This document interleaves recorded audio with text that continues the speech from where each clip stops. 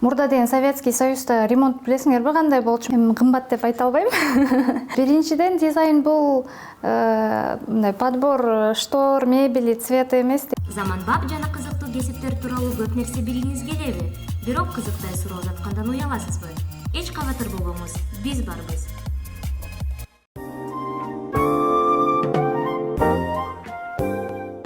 Евроремонт деген бул 2000-жылдардан келген сөз. Советский Союз тарап туруп өзү бөлүнгөндөн кийин мурда деген Советский Союзда ремонт билесиңерби кандай болчу? Мындай на пофиг жасалат эле го. Ал 2000-жылдары болсо бизге Европадан жаңы технологиялар келип, жаңы материалдар келип баштаганда элдер аябай ошолорго кызыгып жасап баштаганда, билесиңерби, потолоктор бар го. Многоуровневый подсветкалары менен, аябай фотобойлор, разноцветный мебель, ошонун баары Европадан келген деп, евроремонт деп, бирок ошол сөз азыр калып кеткен бизде. Бирок азыр ал евроремонт деген өзү жок, мындай караганда.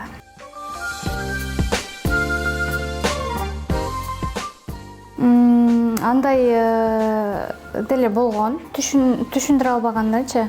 Биз мисалы бир жолу магазин заказ кылган, детский магазин боюнча.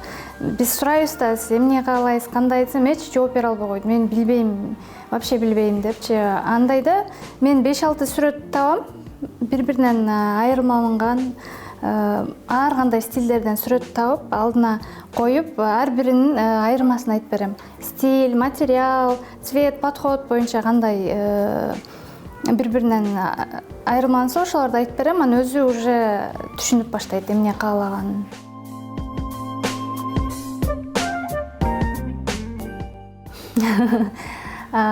Дизайнери жок, жасаса болот. Бул эми жакшы ремонт болот, эми дизайнерский деп уже айта албайбыз. Бирок аябай азыр көп жакшы сайттар бар. Сонун сайттар, российский сайттар, ошол жерде жакшы советтер бар, кантип жасаш керек самостоятельно. Бизде дизайнерлер блогтору бар, кайсы магазинде эмне алыш керек, кандай алыш керек, ошолорду көрүп жасаса болот.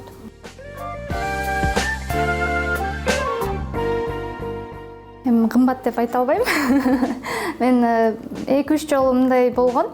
Жумуш бүткөндөн кийин мен кардарларым айткан, эмнеге мынча арзан аласыңар депчи.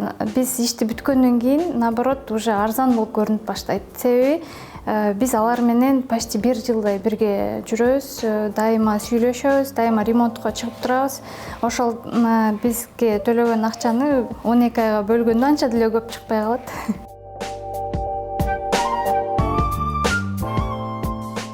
Биринчиден дизайн бул подбор штор, мебели, цвета эмес, эң негизгиси бул функциональная часть деп коет, эргономика, бул удобство.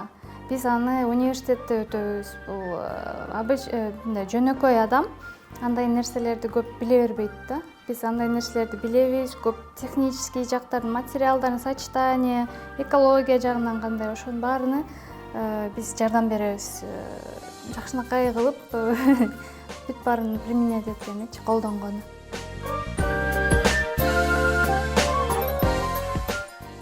Сүрөт тартыштын кереги жок. Это желательно, өзүнө эле жакшы, өзүнүн оюн кээде бир отурсаң эле бир ой келип кетет да, ошону эле резко тарта калыш керек. Тартпасаң унутуп каласың. Ошондой да керек. Бирок өзүң түшүнсөң эле болду жанагы сүрөтүңдүчү. А так дизайнер интерьерга эң негизгиси программаларды билиш керек.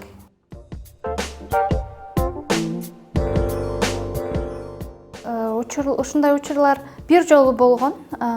Эгер, например, дизайн көрсөтөм да, мен ага чейин аябай чоң интервью алам ал адамдан. Бүт эмне жагат, эмне жакпайт. 90% биз жасаган нерсе обязательно жагат да. Жакпай калса, пока жакмайынча жасай беребиз. Если вообще жакпай койсо, анда просто уже бирге иштебейбиз.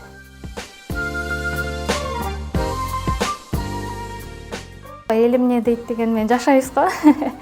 Ошон үчүн элдерге бизде конокторду өзүнүн комфортуна караганда өйдөрөп коет. Ошого бирөөгө жакшы көрүнөйүн, бай деп ойлосун деп, мындай бул статус, власть эмени билдирет да, ошого ошентип эме кылышат көбүнчө, бирөөгө жагым көрүнөйүн деп.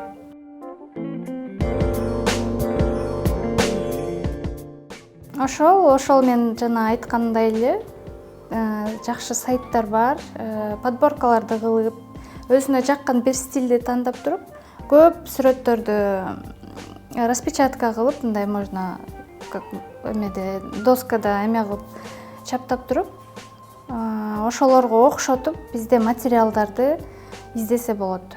Эгер дизайн проектке акчасы жетпесе, отдельно подбор материала деген услуга бар, ал арзаныраак турат. Ошону, например, колдонсо болот. Ал иштегенинен көз каранды. Дизайнер бир айда бир проект алса, ошого жараша алат, 4 проект алса, ошого жараша алат.